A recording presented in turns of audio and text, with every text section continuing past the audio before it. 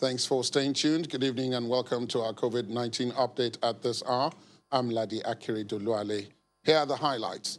Nation's commercial capital participating in 2 separate trials for COVID-19. State government says case rates will rise in the coming days.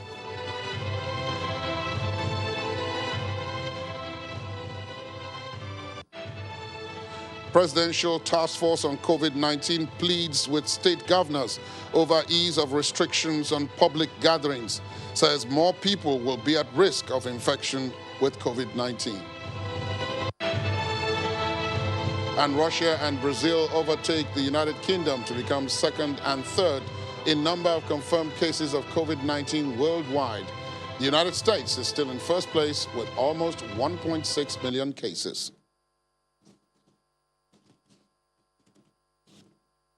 Lagos State is standing by its forecast of between 90,000 and 120,000 cumulative cases of COVID-19 by the end of July. That's the submission of the State Commissioner for Health, Professor Akin Abayomi, at a press briefing. Professor Abayomi also says the state aims to regularize home isolation, especially for cases whose first test comes back negative after being treated at its isolation centers. Our correspondent, Mary Alale Yusuf, has more. It looks like the long-awaited peak of Nigeria's COVID-19 outbreak is still a long way off, as Nigerians are being asked to expect a steady rise in the daily number of confirmed cases. Lagos State, however, is satisfied that the trend is expected and containable. We have not reached our peak yet, but the graph and the rate of increase of new cases is very gentle. And that is what we defined by our model. Maybe by next week, we might be seeing 250 or 300 per day. The state is adopting a slightly altered model of management owing to the expected rise in cases and people who test positive yet hide from treatment. People who get a positive test are reluctant to be admitted, maybe because of the stigma, which is one of the reasons why we as government are trying to transition to home care, home base, because it's happening anyway. The Commissioner for Health is hopeful that results from 2 separate drug trials, one by the WHO, will start coming in and will provide useful insight for management of the disease. We are about to roll out the chloroquine trial, or the hydroxychloroquine trial, and it's in 2 arms. We have our own trial, the Lagos State trial, which is a double-blind. There is the WHO Solidarity trial as well, which we are also participating in. And at the end of maybe in about 2 months from now or a month from now, we should start to get some information out of these trials, how our people in Lagos are responding to the use of chloroquine, either as a prevention or as a treatment. Above all, he says, COVID-19 is likely to build immunity in the majority of the population who get mild infections, and it will eventually burn out. Mary Alale Yusuf, Channels Television News. And the federal government has urged some state governors thinking or actually lifting bans on congregations of more than 20 people to exercise some caution. This comes as the number of confirmed cases and deaths from COVID-19 in Nigeria keeps rising. The national coordinator of the Presidential Task Force, Dr. Sani Aliyu, during today's briefing in Abuja, says where people visit each other in a pandemic situation, it is clearly going into the exponential phase. He explained that not only is it risky, it is unwise. When it comes to restrictions, I'd like to first of all give you an example. Saudi Arabia, for instance, I'm sure some of you are aware. They've had about 240 deaths. They've had 40-something thousand infections. So their case fatality rate is much, much lower than that of Nigeria. But what have they done? They've actually they're planning to completely lock down the country, 24-hour lockdown for the 5 days during the period of the Eid. Have we had any Umrah this year? No. Are we likely to have Hajj? We probably won't. So we are living in unusual situations. We are living in unusual times. And as far as we know, from the point of view of government, the role of government is to protect the life of their citizens and ensure their well-being. In this regard, we will continue to work with the state governments, but we are also pushing towards a different approach as we move on to the next phase of the pandemic. We're going to insist on state governments starting to take ownership of the response. We will support them in taking decisions. We'll provide them with the best guidance based on the data available, but we will not continue to drive this response centrally from the federal side. We expect state governments to have the capacity to be able to implement those measures required to safeguard the lives of their people.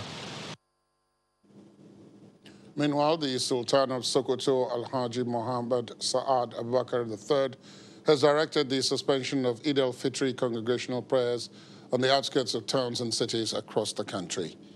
He has also asked Muslims to observe the Eid al-Fitr prayer at home with family members or alone in the case of individuals who live alone.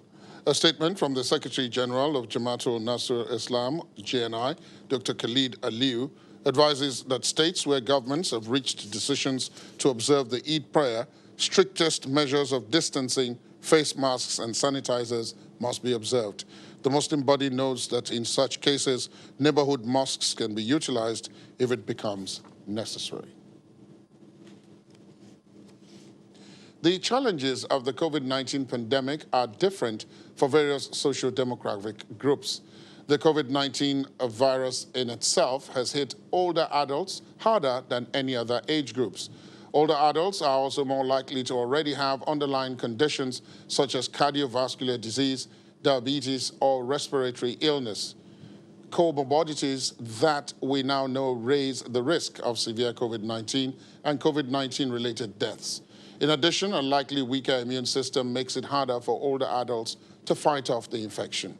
Today, the Director General of the National Center for Disease Control, the NCDC, Dr. Chikwe Ihekwezu, appealed to Nigerians to practice physical distancing, especially with the elderly at this time.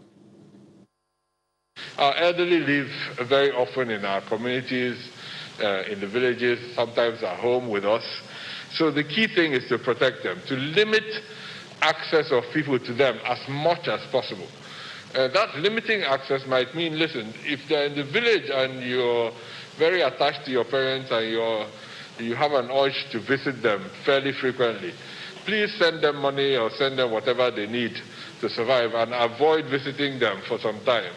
And this might sound counterintuitive, but by visiting them less, you're doing more for them at this point in time than anything else you might be able to do. So please send them food, whatever presents you want to, but it's better to leave them where they are right now. And even if they're living with you, to limit contact to the outside world. I know that's very difficult because the elderly are often the most frail and require a lot of support. So we all have to find a way of managing. But this is really not simple. And one of those things government cannot be very prescriptive about because we all have to manage the circumstances ourselves a little bit. The Director General of the NCDC, Dr. Chikwe Ihekwezu. Let's talk to Kayla Megwa, our correspondent in our Abuja studios. Good evening, Kayla. Today, part of what was featured at the presidential briefing was the elderly and what to do about them. And what did you make of what Dr. Ihekwezu pointed out? Of course, we don't take everything, but what did you make of what he said? Good evening, Ladi. I think it was a very important message to send out, especially as the Eid celebrations come around, because many people would want to go see grandpa and grandma. They'd want to drop the kids over there right now, And if, it's easier if they don't live in the same state as you right now, because you really can't travel. But for people who have their parents living here, living with them, not just in Nations Cup, I mean, like if you're in the same state with your parents, It's a different, it's hard for both Christians and Muslims, because the holidays are here and you would want to go spend time with your parents. You would want to go, let them feel your presence. And you know how old people can be. They kind of need children around them. They need to see their children from time to time.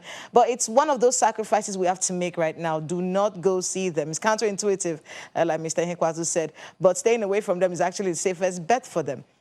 And you also have to think about the fact that many people who are elderly need a lot of care, They probably have underlying ailments already. So they need someone to wait on them hand and foot, someone to be there to make them feel good and whatnot. But you cannot do that right now because you would be exposing them to this disease, especially if you live in the same house as them. I was trying to imagine having to, be in the same house with my parents and then having them isolated in one section and me in another section. And I couldn't wrap my head around it. But it's a sacrifice that we all have to make right now. Listening to him, I think, is a very important message that people need to hear right now. We keep hearing that this is affecting the elderly, but we always kind of think it's not going to affect our parents. So people have to be more conscious now. You cannot spend time with your parents at this time. Send them food, Skype with them, do whatever you have to do, but try not to expose them to the public as much as possible, Ladi. The health minister, in talking about some of the statistics, also pointed out that the elderly, those he described in the range of 65 and above, have been hit in terms of the number of fatalities more than any other individual group in the country. And part of that is because of what you referred to earlier, the underlying causes, those with diabetes, those with hypertension, and the like. So again, it comes back to treatment. Treating these people alongside treating those who have COVID, right? Absolutely, and that question was actually brought up today at the briefing for the Presidential Task Force on COVID-19. How do we ensure that treatments for things like cancer and diabetes, most of the underlying ailments that many older people have, over 70%, Ladi, of the people who have died from this disease were over 60. So how do we ensure that those treatments continue while we're still trying to treat COVID-19? And the minister said he actually started off by saying that's a very important question. And that's something that he says his ministry is looking into to ensure that the treatments for other ailments do not suffer because we're trying to treat COVID-19, especially since most of the people who are more susceptible to COVID-19 are people with underlying ailments. So how do we ensure that those treatments keep going? I asked a question at the briefing today about the extension of waivers to other drugs, because there's a waiver for particular drugs, 6-month waiver for VAT and other things, for medical supplies, especially for COVID-19. And the minister tried to explain it to me today. He said very clearly that when it comes to COVID-19, it's most likely that waivers are going to be given immediately. And then for drugs that are going to be distributed in the communities for free, those ones would also get waivers. But he said for drugs that are being sold in the market, those ones are being, the people who are bringing those into the country are doing business. He said we cannot give waivers for that yet. All right, so that was the clarification he made on that statement. But it's important that treatments for things like diabetes especially, and most of these ailments that affect people who are elderly continue. We had talked about this before, how people are scared right now of going to the hospital, especially the elderly, because they don't want to go to the hospital and catch this disease. So maybe if you have parents who are sick or parents who have underlying ailments, do telemedicine. It's a thing that is going on right now. It's very important that we get in touch with the times, find out how you can, get them treatment with their doctors online and see how, that can be done without exposing them to the hospitals or exposing them to places where they can catch this disease. All right, thank you very much, Kayla. Thank you for your reporting on tonight's topic. As usual, to stay safe out there. Our correspondent, Kayla Megwa, from our Abuja studios. From there, let us go across back to the nation's commercial capital and join our correspondent, Olu Phillips, who is somewhere in Lagos. Olu, where exactly are you this evening?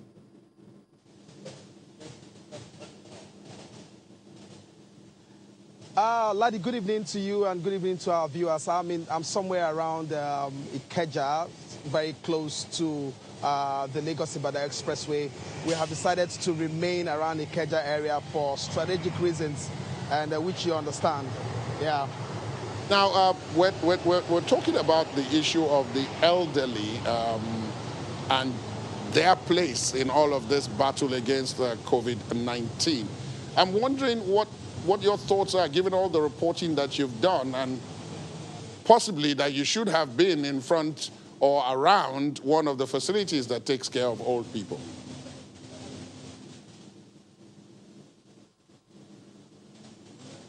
Ladi, you're very right and very correct about this. I mean, my thoughts all day when we were brainstorming on this theme of the elderly is to say to myself, do we really have any institutions as regards where elderly people are being catered for or taken care of? We don't seem to have such, and so I would have loved to be standing in front of one of those facilities or have visited a facility earlier before now to see what exactly are the health conditions rather of those places. But again, nothing is lost. If there's anything the COVID-19 has taught us, taught Nigerians, taught the whole world, especially, for instance, in Nigeria, is the fact that it has exposed existential problems and challenges that we have. For instance, you've heard talks around how that has affected, how we've seen the decadence of our health sector, our public infrastructure, our health infrastructure, how we live our lives, our hygiene practices and all of that. But be that as it may, we've now been told that the elderly are the most vulnerable people amongst us. Of the 200 deaths, for instance, NCDC has published, the ages of 65 plus are the most number that have died of this COVID out of the 200. What does that tell you?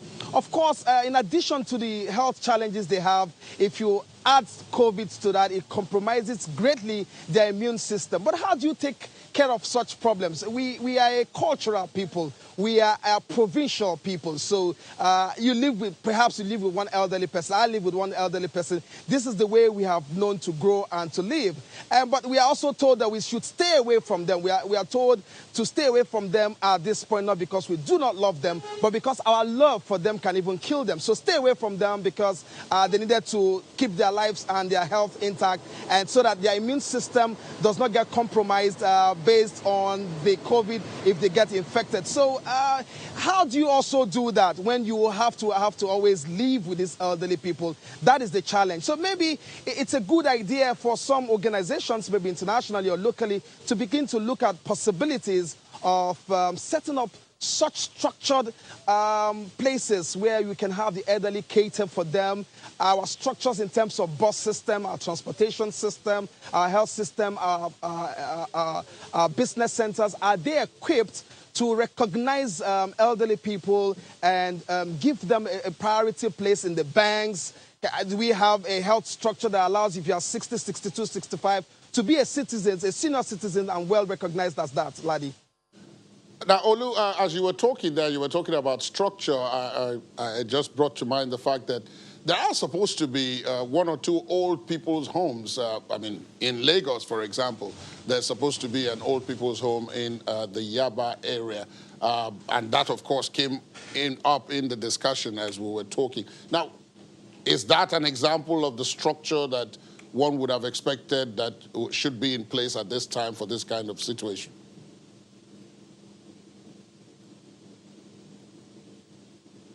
By way of thinking, by way of concept, by way of ideology, that is what it should be. We should learn to take care of our elderly ones. Because if we say that life expectancy is improving, then it means that I am 20 today, I'm 25 tomorrow, I'm going to be 50 someday. And if this practice does not shift, if we do not begin to structure our systems in such a way that we can take care of the elderly, it's not a good tale. What we have in Yaba, in terms of concept, in terms of ideology, should have been what it should be. But in terms of infrastructure and taking care of them and the journey to get those places well fitted and consistently so by way of policy, we do not have that. There's another one supposedly in Mushi area. All of these things are not happening. And I do not understand if you have an elderly person right now who is sick. You can imagine having to take them to the hospital at this point, how compromised that can be in terms. They don't have a separate facility, as it were. We should begin to think about this. We should begin to give them priority because during their young age, they contributed immensely to the growth and development of any system and any country. And you see the way they struggle to get paid by way of pension. it's unbecoming of the way we treat the elderly. And this breaks my heart to see that we do not have a well-structured structure to take care of the elderly ones, laddie. I will be old someday. We all will be old someday, Olu. That is the prayer. And let's hope that things are not quite as bad, if you like, as they are at this point. Thank you very much, our correspondent Olu Phillips, for your reporting from Lagos. We'll take a break, and when we come back, we'll take a view, this time from a strictly medical perspective, about how to treat the elderly in this age of COVID-19. Please stay on with us.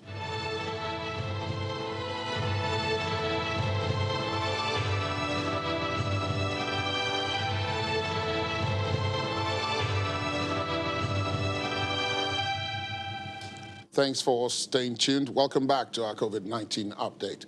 When it comes to COVID-19, all age groups are at risk of contracting the virus, but older people are especially vulnerable. Research has shown that adults 60 and older, especially those with pre-existing medical conditions, face significant risk of developing severe illness. So how can the elderly be better protected?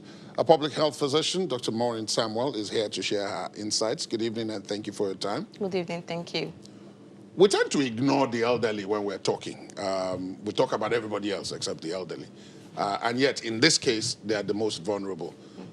What can you say about how they are fared so far in the last 2 months or so that we have been actively battling COVID-19?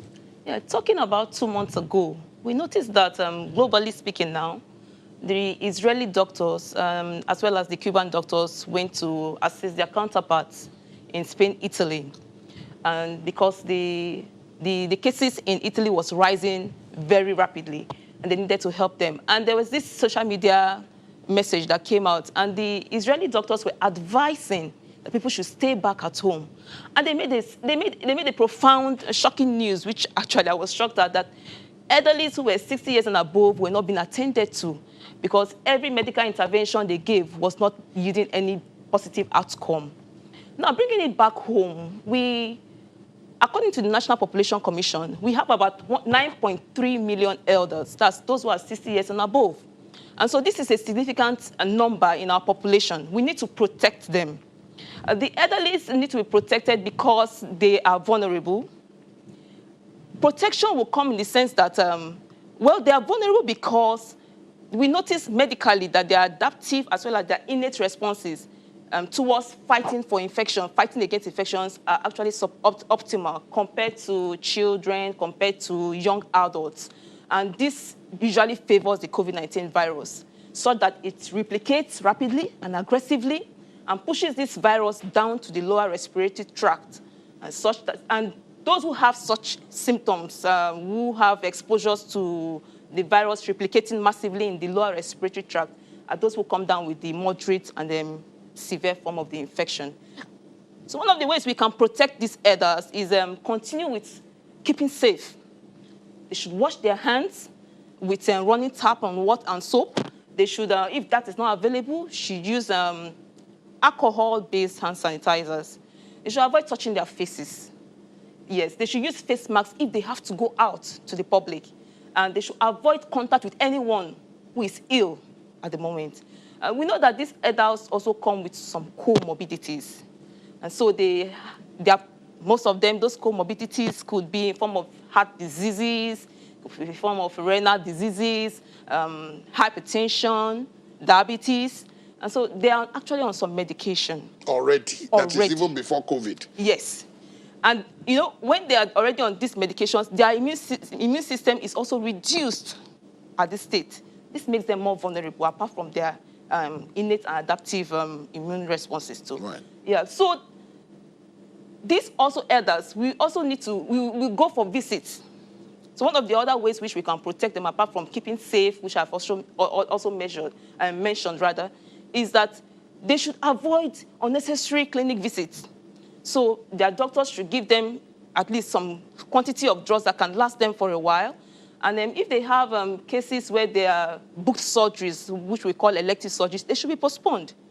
Yeah, and at this point is now we should now encourage telemedicine, where they can have consultations virtually, either through telephone calls or through online services. So these are the measures in which we can use to protect elders. Like the NCDC DG also mentioned, physical distancing should be practiced at this moment. The elders are prone to depression, so they shouldn't be socially isolated. Because that was going to be my question, that how do you distance yourself from someone who is your loved one, like a grandparent or a parent and so on, while at the same time expected to show them some level of love? Isn't that contradictory? Yes, he mentioned that some of our elders are in the village, so we should not go home. It's to help them, to protect them. But some of our elders are living in with us. So how do we protect them at this junction? One of the ways is that we all go out to work. Mm-hmm. Yeah, NCDC report of yesterday, 20th of May, 2020, states that the age group most affected are 31 to 40 years. Mm-hmm. These are the active age group who are going out to work and fend for themselves. And they have a grandma or grandpa living in with them. So they also are to carry out these safety measures. Wash their hands, use hand sanitizers, use face masks when they're going out, because they know they have a susceptible host back home. So, but I'm sorry to cut in, but how do you let that elderly person know that basically this is in your interest? Because given our own cultural context, I mean, we are all around parents at various seasons and so on, and then all of a sudden you start saying, Mama, you've got to stay over there and so on. You know, wouldn't that bring about accusations of, am I now Mama, ill and yes. so on? I mean, these are some of the difficulties that people have already encountered. Yeah. Mama should be educated, should be enlightened. Mama, you know, this is not how we treat you, but henceforth, to protect you, because of your immune status, is not as strong as these young children, your grandchildren. So they should be encouraged in the sense that they can do video calls with their grandchildren. They can do video calls with their relatives, with their children. So that will minimize them going out. Or those people having to come to them. Or those people having to come to them. Also, they should be given access to areas of worship, so they can log in online, so they can have worship services going on for them. That will give them some support, spiritual support, that will help this elderly. Now, in terms of medications and treatment itself, I mean, if, as you pointed out, someone with an existing condition then has COVID-19, you got to treat the COVID-19 and continue to treat the existing condition that COVID met. How safe is that, do you think? I mean, as a physician, how safe is it to do 2 treatments on such an elderly person? I'm just wondering. This is a question that plenty of people have asked me, and I say I'm not a doctor. Yes. They have to take both treatments, because one, treating their comorbidities will help to improve their health immune status. And that will also help to fight, for them to have some immunity to fight against the virus itself. So they have to keep a balance. They have to receive their treatment, their hypertensive drugs if they're hypertensive, or their diabetic drug if they are diabetics, so that they can be at optimal health status to be able to fight the COVID infection, since we don't have a clear-cut treatment for COVID. Going forward, and in just a minute, what advice, I mean, briefly, what would be your takeaway for the elderly who is listening to you? My takeaway to the elderly is that they shouldn't be afraid. Yes, they shouldn't be afraid. They should carry out these measures. They should know that these measures, as in social distancing and physical distancing from their young ones, whom they love and want to hug and relate with, it's for their own good. And keep safe. Thank you very much, Dr. Maureen Samuel. It's been a pleasure having you with us. And I hope the elderly do listen to you and those who are with them. Thanks so much for your time. Thank you. The website of the Nigeria Center for Disease Control, the NCDC, still has the country's COVID-19 figures recorded within the last 24 hours. 12 states and the Federal Capital Territory recorded 284 confirmed cases and 8 deaths. The total number of confirmed cases in the country is now 6,677. Those discharged are 1,860, and the total death toll now stands at 202. A breakdown of the figures by region shows that Lagos in the southwest still has the highest number of cases with 2,954, followed by Kano in the northwest with 847. In the North Central region, the FCT has the third highest number at 435. Borno still tops in the northeast with 235 cases. Edo leads in the south-south, but cases remain at 119. And Enugu in the southeast also has cases unchanged at 16.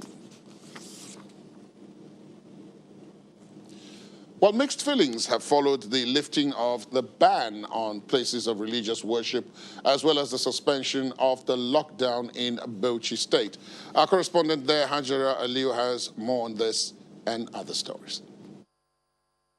Residents of Bauchi State share divergent views about the lifting of ban placed on religious worship and the suspension of lockdown. While many welcome these developments, others think that is a huge risk taken by the state government, considering the high number of COVID-19 cases in Bauchi State. The state has recorded over 200 confirmed cases of COVID-19, and it is fifth on the table with a high number of COVID-19 cases across the country. There are too many things involved. From the health point of view, it's a very risky decision because there are possibilities of spread of this pandemic. Possibly, if it is within the people, many will get infected. On the other hand, Nigeria as it is and Bauchi State as it is, economically, we have too many challenges. People cannot afford to feed themselves regularly, not to talk of stocking food. So now when we ask people to stay at home without any palliative or any means of getting support, it may, at the end of the day, lead them to so many things. We have seen where we have rise in criminal activities in other states because of this lockdown. Some of the conditions during the Eid prayers is that people must adhere to social distancing and they must wear the face mask. But many are wondering how this will be enforced, considering that the Eid congregation is usually a large gathering. Some believe that it's a matter of personal responsibility, that people should be responsible for their personal safety, while others believe that the responsibility lies on religious leaders to ensure that people adhere to some of these guidelines that have been put in place. We will continue to monitor how people adhere to some of these guidelines and keep safe to prevent the further spread of COVID-19.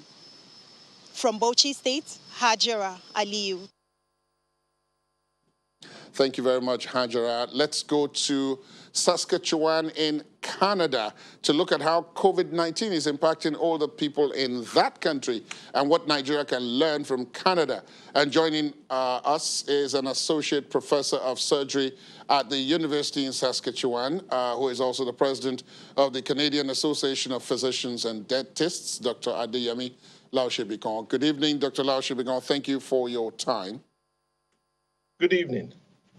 Now, what kind of caregiving do the elderly get in Canada? Is there anything specialized or specifically designed for them? Thank you very much for that question. The elderly are managed basically the same way we manage everybody, with a lot of emphasis on prevention, knowing fully well that the elderly are very vulnerable to severe disease if they catch the infection. We put a lot of emphasis on preventing them from catching the infection in the first place.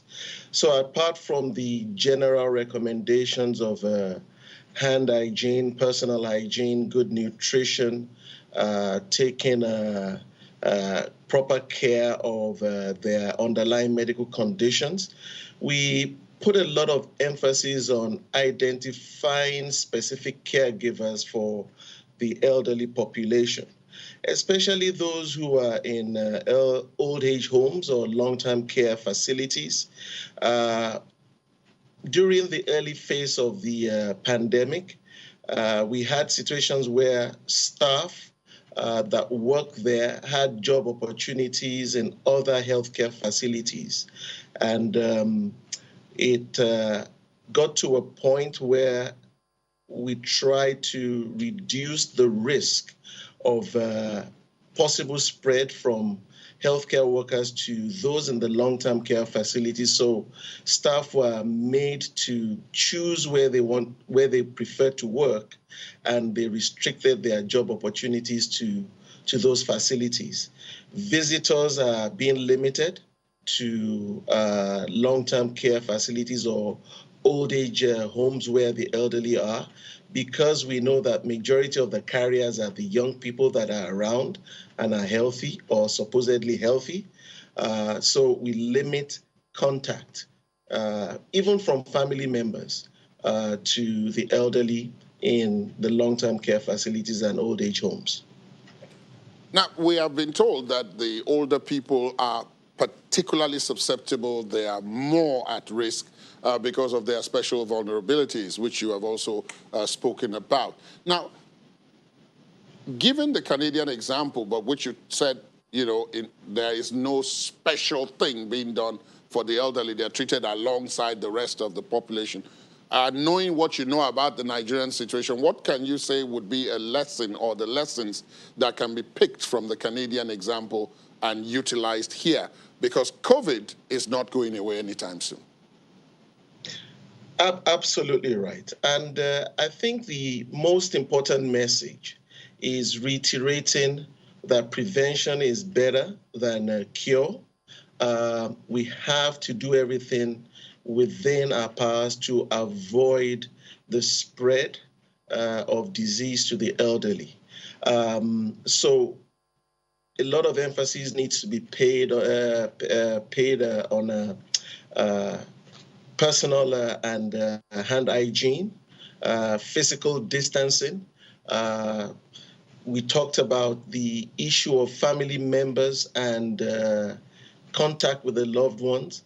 We need to make sure that there are designated caregivers looking after the elderly in cases where they need assistance. Such individuals need to pay a lot of attention to how they comport themselves and how they move around society. We need to make sure that we have enough food supplies at home, make sure that their medications are they have enough stock of medications and don't run out. And at the earliest sign of symptoms, they have to contact the healthcare providers so that they can pick up whatever is going on early and start supportive treatment. We know that for the COVID virus infection, we do not have any specific medication for this, so we just support in whatever way we can. The intensive care unit system in Nigeria is not that well developed. We know that the facilities are not that not robust enough to manage these vulnerable people. So we need to pay a lot of attention on prevention and early supportive measures to catch and nip this thing in the bud. Just before you go, Dr. Lashibiko, let me also ask you about your neighbor to the south, the United States. Almost 1.6 million cases now. And yet the number in Canada seems to have been very carefully managed. Does that say something about early closure of borders? What can you tell us about the general situation with COVID-19 case management in Canada? If we look at the distribution of the disease in Canada, we see a lot of the infection in densely populated provinces.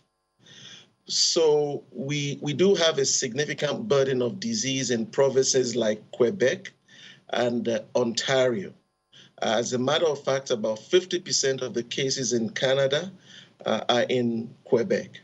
Now, that follows the pattern in the United States to where majority of the disease are in New York and California, where the population is very large. If you notice in Nigeria too, Lagos seems to have the highest number, and this has followed densely populated pattern that this disease follows. So I don't think per se there's any difference in how the disease operates. I do agree that early closure of borders makes a big difference because the virus can only travel on the back of human beings. Without people passing it from one place to another, it will not move around. So whatever we can do to distance ourselves from one another at this stage is the key to treatment and prevention of this disease. Thank you very much, Dr. Lau Shebikon, Dr. Lau Shebikon, Adeyemi Lau Shebikon, Associate Professor of Surgery at the University of Saskatchewan in Canada. Thank you so much for your time. It's been a pleasure having you with us. Thank you. We'll take a break, and when we return, Brazil and Russia overtake the United Kingdom in number of coronavirus cases. Please stay on with us.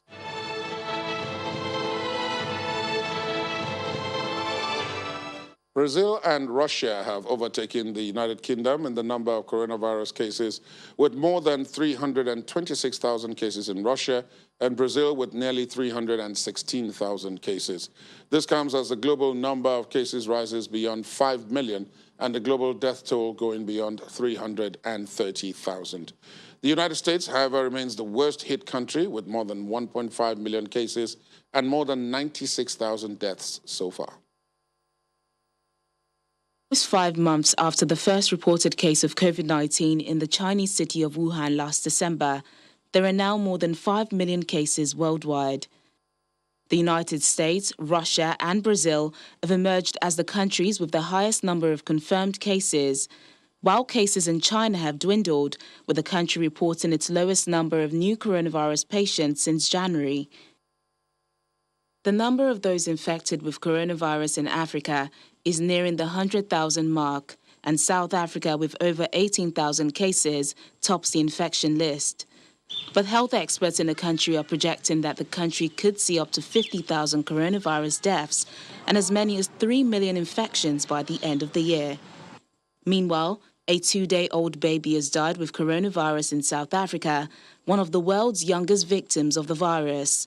The mother had tested positive for COVID-19 and the child subsequently tested positive. The country's health minister says the baby was born prematurely and needed help with breathing.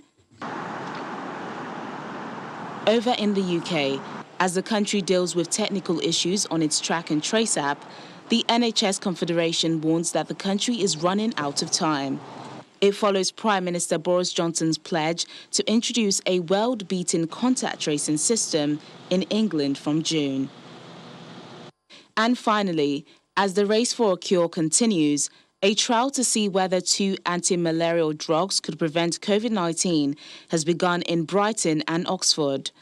Chloroquine, hydroxychloroquine or a placebo will be given to more than 40,000 healthcare workers from Europe, Africa, Asia and South America. All the participants are staff who are in contact with COVID-19 patients.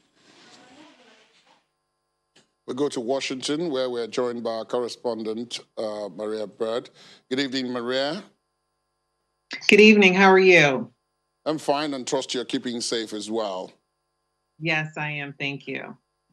Let me ask you what you can tell us about the way the elderly are treated in the United States. They seem to be somewhat missing at the top of the news anytime we talk about COVID-19 in the United States.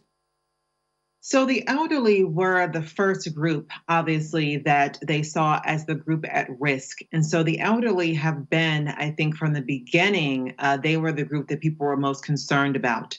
And you're correct. They have not been making the news as much over the most recent conversations because really the reality is the economy and trying to reopen and what this means for everyone's personal lives has been the greater conversation. But the elderly in the U.S. are those who are in assisted living facilities, those in nursing homes. They are currently now all shut down from the public. And so the only individuals that are in those facilities are those who are caring for the elderly. There are lots of organizations that have taken up for elderly that are living at home, taken up ways to be able to bring them food, groceries, anything that they need. And so many people are really rallying behind those who are over the age of 65, who are shown to be at greater risk with COVID-19. Unfortunately, the elderly in the beginning were those who were becoming the most vulnerable and the ones who were actually dying from COVID-19 due to their age. And obviously, we found out that underlying conditions has a real impact on the results of your being able to survive through the virus. But at this time, we are seeing many elderly that are coming out of it, many elderly that are being able to survive despite the virus. And so we're very hopeful for the elderly with COVID-19 moving forward. You talked about the economy, and it does appear that all 50 states now in the United States are open, possibly? Yes, all 50 states at some form are open. And so we obviously have had a phased approach to the reopening. Some are in the phase one, which means they're only essential places that are open. But every single state in some form is open. You even have states that have beaches open, parks open, schools in some areas are even open. And so we have a variety of openings throughout the United States. Now, before you go, Maria, just tell us quickly, what is this tension between the CDC and President Trump? Well, quickly before we go, yes, the CDC has given specific guidelines. They've given guidelines as to how the state should reopen. They've given guidelines as to what phases individual states should be in. They've obviously given guidelines about just simple things like wearing a mask. And we know even today, the president went to the Ford plant and they say that he did wear a mask inside of the but he saw the press cut off, and he's obviously been one that many people have been questioning. So clearly, there has been great tension because the CDC is obviously much more conservative with their thoughts around how we should be focusing on social distancing and wearing masks and health being the number one priority over the economy. Thank you very much, Maria, for your reporting from Washington. Do continue to stay safe out there. Thank you for your time. Thank you. According to the NCDC, taking ownership and collective responsibility is important as we fight the COVID-19 virus. Find the latest guide on their website. The WHO also has the latest updates on the global response to the COVID-19 strategy. Their website guides the public health response at national and sub-national levels. Of course, our website, channelstv.com, has more updates. You can find the latest on the pandemic in Nigeria and across the world, plus other stories. Thank you for watching. I'm Ladi Akiri Duluale. Good night.